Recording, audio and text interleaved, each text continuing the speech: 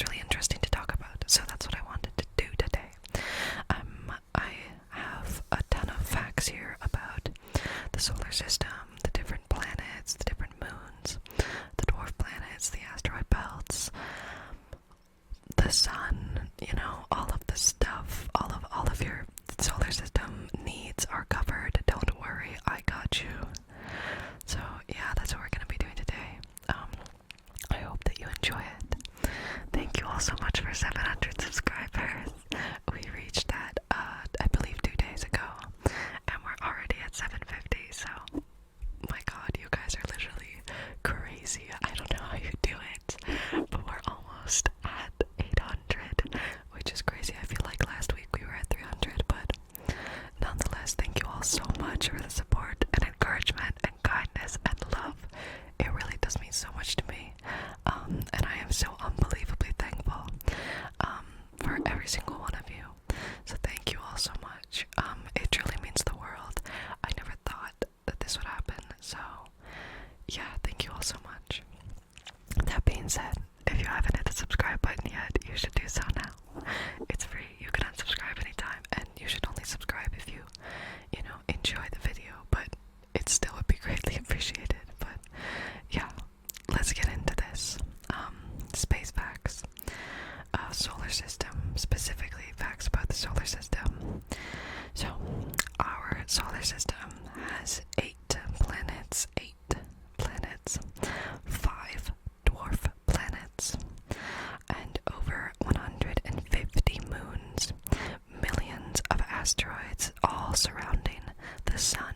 That is 4.5 billion years old. 4.5 billion years old. Billion. That's pretty crazy. I can't even comprehend that number. It's too big for me. The universe, by the way, we assume that the universe is about 13 billion years old. So our solar system, the universe is like the Big Bang, happened, we theorize, 13 billion years ago. So then the universe is about, or the sun, our solar system, is like 9 years younger, with only being 4.5 billion years old. So that's pretty crazy. The 8 planets include Mercury, closest to the sun. I'm gonna go from closest to the sun to farthest. So Mercury, then Venus, and then us, then Earth, and then Mars, and then there is a asteroid belt separating Mars and Jupiter. So Mars, asteroid belt, Jupiter, Saturn, Uranus, and finally Neptune. And then of course after Neptune is Pluto, but Pluto does not count as a planet anymore. Pluto is now considered a dwarf planet. So now we're going to talk about the 5 dwarf planets. So obviously Pluto was the first dwarf planet to be discovered, I believe, in 1950. I think that's right, it might be 1960. So Pluto, obviously, just behind Neptune. Then Eris, and then Ceres, and then Haumea, and Make, or Maki. I don't know how to pronounce that one. If you know how to pronounce that, it's spelled M-A-K-E. M-A-K-E. I don't know if it's Make, or Maki. I don't know, I'm sorry. But it's one of the 5 dwarf planets in our solar system that we have counted so far. So Pluto actually has 5 moons altogether, but it has, its biggest moon is called Charon. Pluto is named after the Roman god of the underworld, and Charon is the ferryman who takes you across the river Styx into the underworld. But Charon is also a moon, the biggest of Pluto's moons, and it is so big and similar in size that it sometimes is considered a double system with Pluto, because it's so big that it actually sometimes wobbles Pluto out of its orbit of the sun, because they're so similar in size. The surface temperature of Venus, which is second closest to the sun, and it is often considered the sister planet of Earth.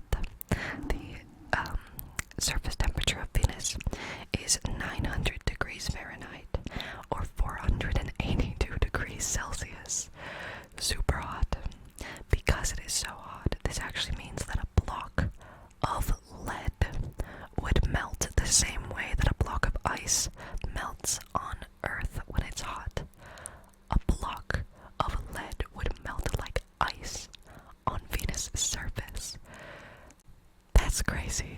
That's so cool. Jupiter, the gas giant and the biggest planet in our solar system, is big enough to fit 1,300 or 1,300 Earths inside of it. That's how big Jupiter is. It's massive. Jupiter also has a famous red spot, which is a large storm, a massive storm in Jupiter's southern hemisphere. It's a massive storm that's always found on Jupiter. Every time that we take a picture or look at it, there's always the red spot. It generally consists of 400-mile-per-hour winds, and it heats the atmosphere above the storm to 2,400 degrees Fahrenheit, or 1,315 degrees Celsius. Something interesting about Jupiter's red spot is that it actually changes in size because it is a storm, so it's fluid, but it changes in size. So sometimes the storm is bigger than the Earth, but sometimes it is smaller because, like I said, it's fluid. The Kuiper Belt, which is an asteroid belt that comes just after Neptune, is where Pluto is located, and it generally contains many icy objects and asteroids. So the Kuiper Belt is a large asteroid belt that orbits around the sun. So there's like Neptune, and then there's the Kuiper Belt, including Pluto within the Kuiper Belt itself. So Ceres, spelled C-E-R-E-S, is a dwarf planet. And it actually used to be, when it was first discovered, it was considered a planet. And then it was actually demoted to asteroid. And then eventually in 2006, it was upgraded to dwarf planet. And I believe it is in the asteroid belt that separates Mars and Jupiter. Yes, it is. So Ceres is in the asteroid belt that separates the gas giants from the terrestrial planets. And it's in this asteroid belt, and it takes up about 25% of that asteroid belt, because even though it is a dwarf planet, it's still bigger than the most of the asteroids in that asteroid belt. NASA tracks the millions of asteroids within that main asteroid belt and watches for ones that may have a potential to hit Earth. So don't worry about stuff like that happening, because NASA has an eye on it. And I believe a few months back, NASA actually sent a mission to see if they could destroy an asteroid before it was coming to hit Earth, and they were successful. So don't worry about any asteroids. NASA's got a handle on it. There is a mountain on Mars called Olympus Mons. It's the largest mountain on Mars and in the whole solar system, which is the equivalent of 3 Mount Everests stacked on top of each other. That's how big this mountain is. It most likely was formed 350 million years ago, and it is technically a volcano, so they assume the last time that it erupted was 2 million years ago. That is so cool. I hope one day people go to Mars and are able to walk up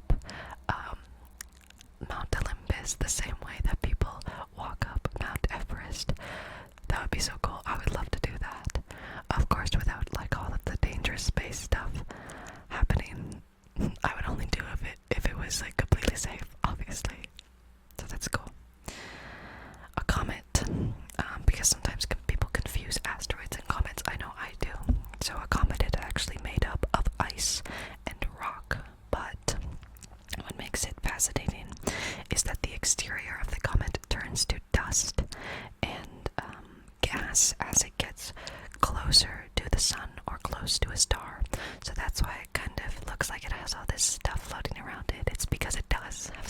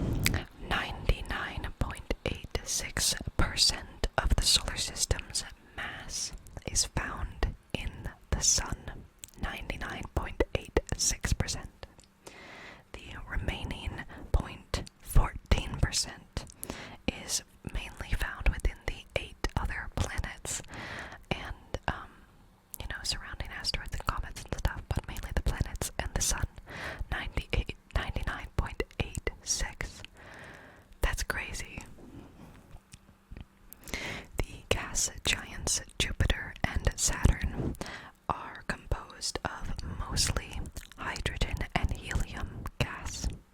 Fascinating. You'd think. I guess there's other gases in there, but those are the two main ones.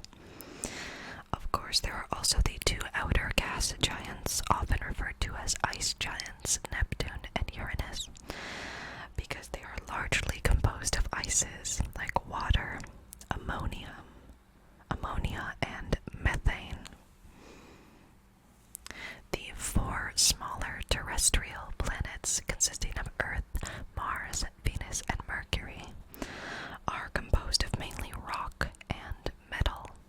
Mercury and Venus, so Mercury is closest to the Sun and then Venus is second closest, are the only two planets in the solar system out of the 8 planets that don't have moons, which is interesting because even some NASA scientists actually know that there are asteroids that are big enough to have moons, and there are asteroids that do have moons. And like I said, even Pluto, which is considered a dwarf planet, has 5 whole moons. I believe some of the other dwarf planets also have moons. So it's really interesting that Venus and Mercury don't have moons. I wonder why. Maybe it's because they're too close to the Sun. Maybe it just never happened. They never formed the same way that Earth's moon did or something. I just think it's really interesting that for some reason those don't have moons.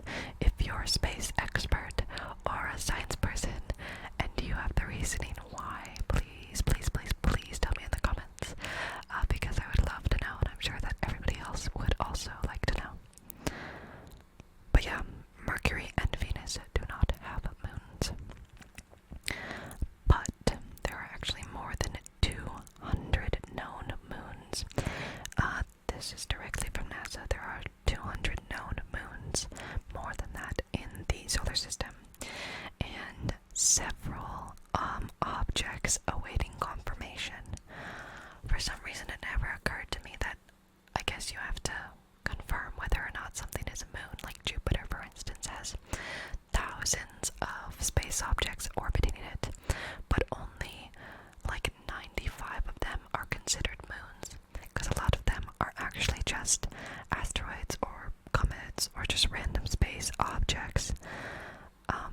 I don't actually know what constitutes a moon. I couldn't find that on the website, but very fascinating. Jupiter and Saturn lead the solar system in moon counts. Pluto, like I said, has 5 moons.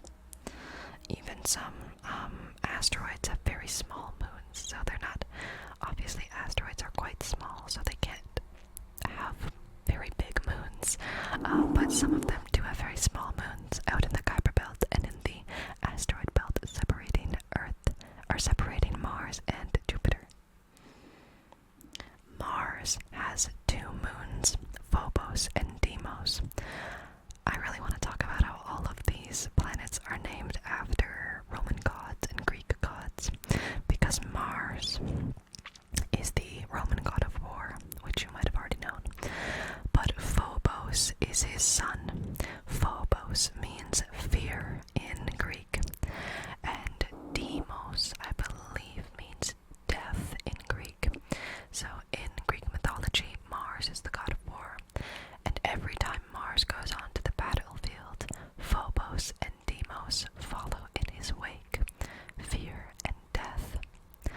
Interesting about Phobos, though, the moon, not the mythological character.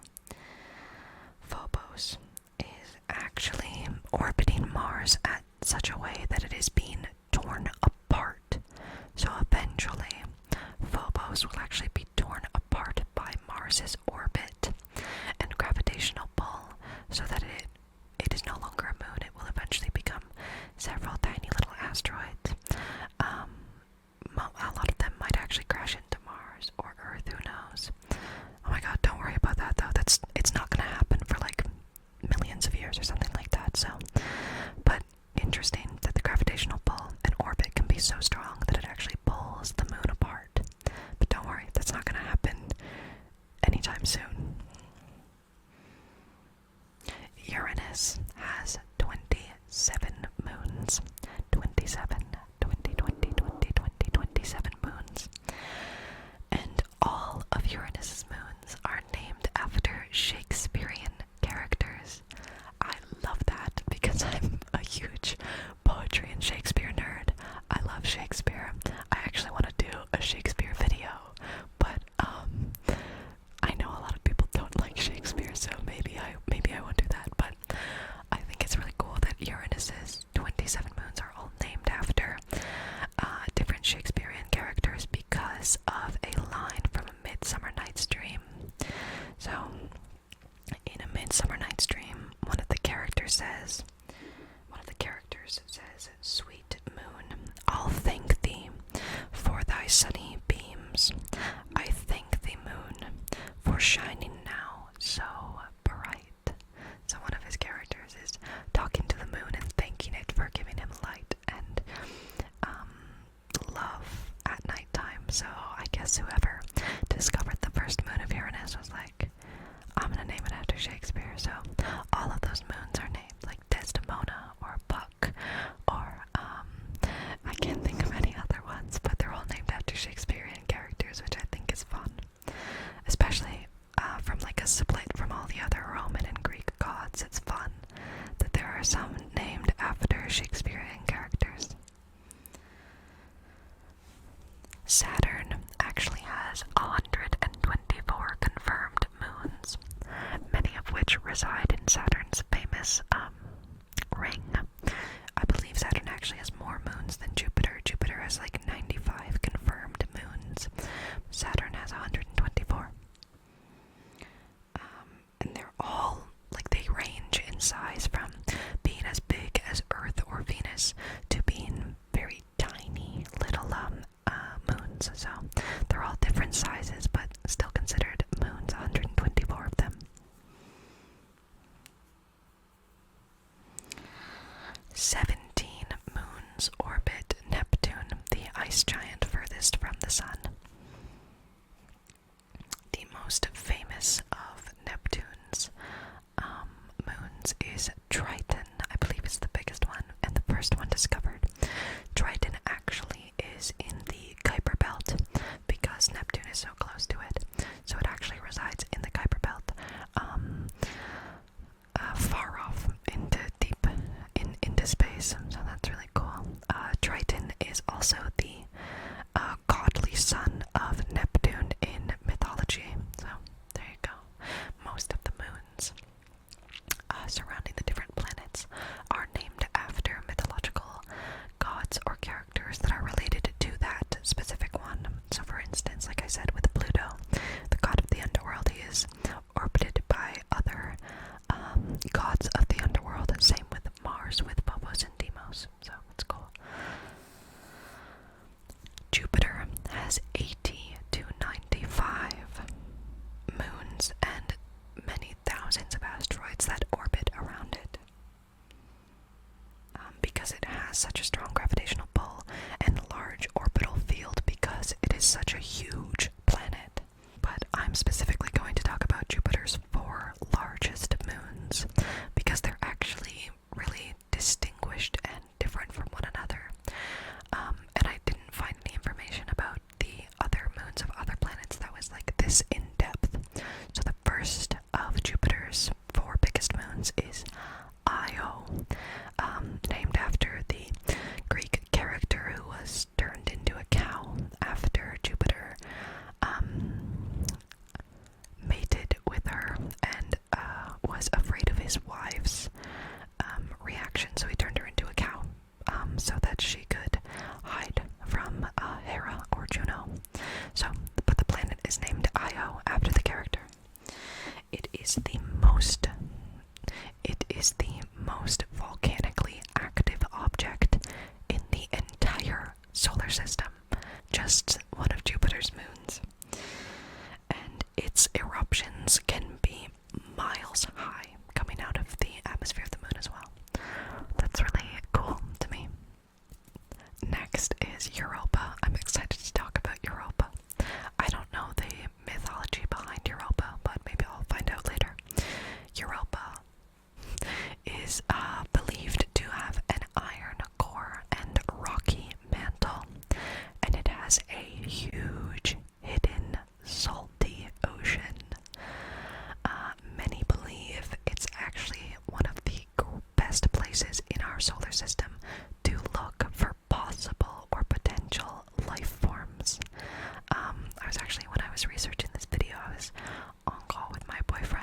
He's like a super spaceman.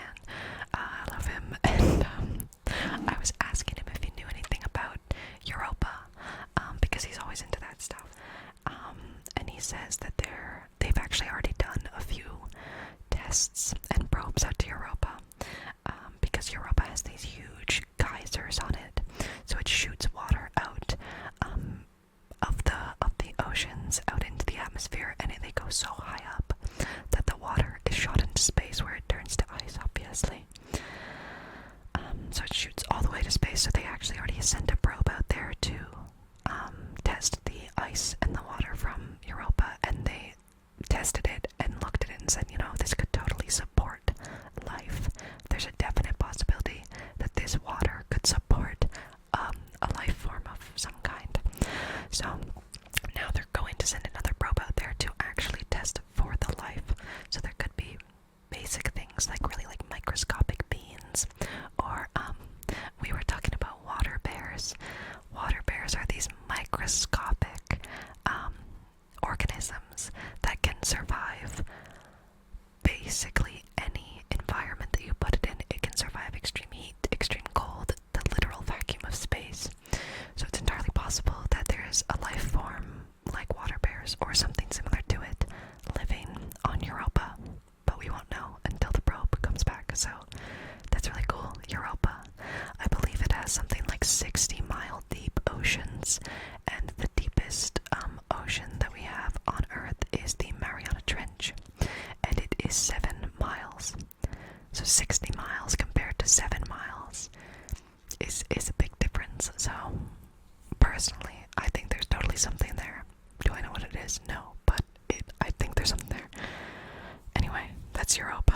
Sorry, I had to go on a little rant. The next biggest, actually the biggest moon surrounding Jupiter is Ganymede. Ganymede is Jupiter's cupbearer in mythology and often considered to be Jupiter's lover. He was taken from his farming by Jupiter, who basically just said, okay, you have to be my cupbearer now because I lost my other one because she got married to Hercules, so now you have to be my cupbearer, Ganymede. Anyway, Ganymede is the largest moon in our solar system, and it is the only moon with its own magnetic field. Quite impressive for a moon. And the last moon is called Callisto. I don't know anything about Callisto, or if there is any relevant mythology. But Callisto is the most heavily cratered object in the solar system. So it has the most amount of craters in the entire solar system, which is a pretty big deal because everything is heavily cratered in the solar system, including Earth. So that's pretty cool. Those are the 4 biggest moons of Jupiter: Europa, Ganymede, Io, and Callisto. I think it's really cool that they all differentiate so much. Like Ganymede has its own magnetic field, it's huge. Europa has these huge oceans that could possibly support life. Callisto is so heavily cratered, and Io is the most volcanically active planet in the solar system. Like, those are pretty crazy that they're all like that, but I think it's really cool.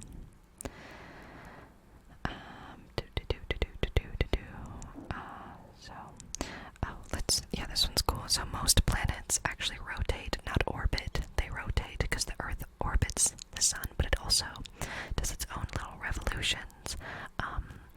So yeah, that's a different thing. Anyway, they rotate mostly counterclockwise, except Venus and Uranus spin in different directions, which I think is weird because Venus is second closest from the sun, and Uranus is second farthest from the sun. The only one after that is Neptune, so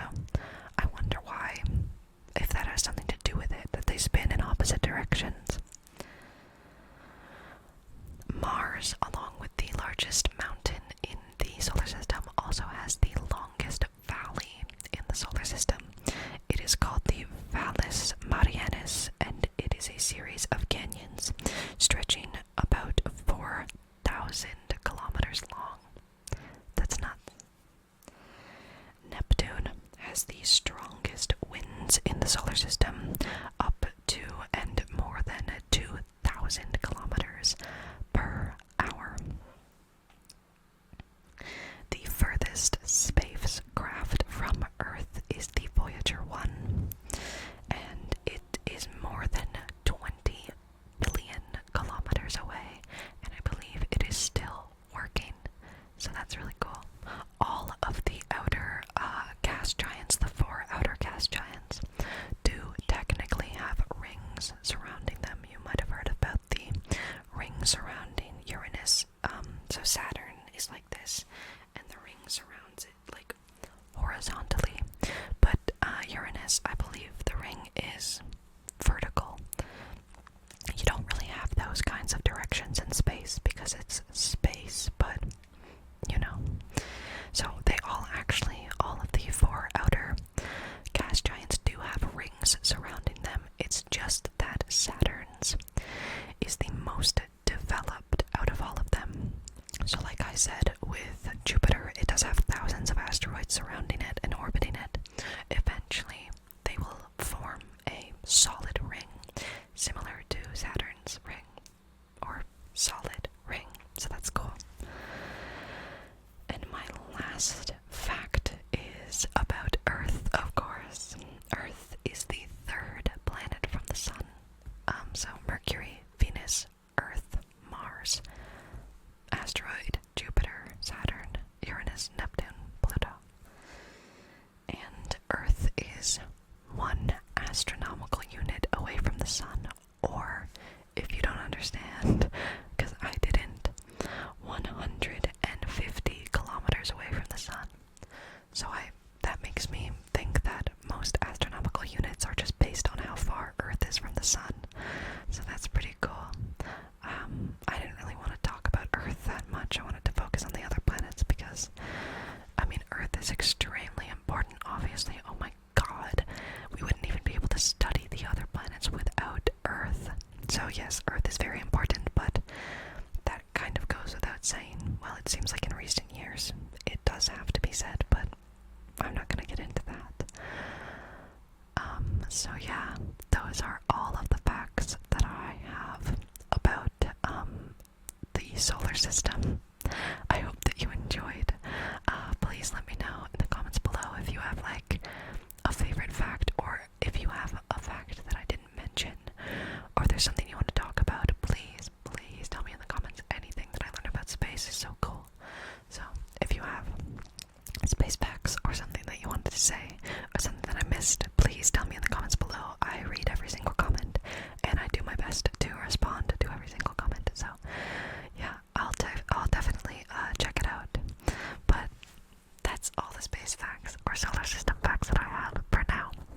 Maybe I'll make another video because I love talking about this stuff. I really hope that you enjoyed, and if you did, please hit the subscribe button.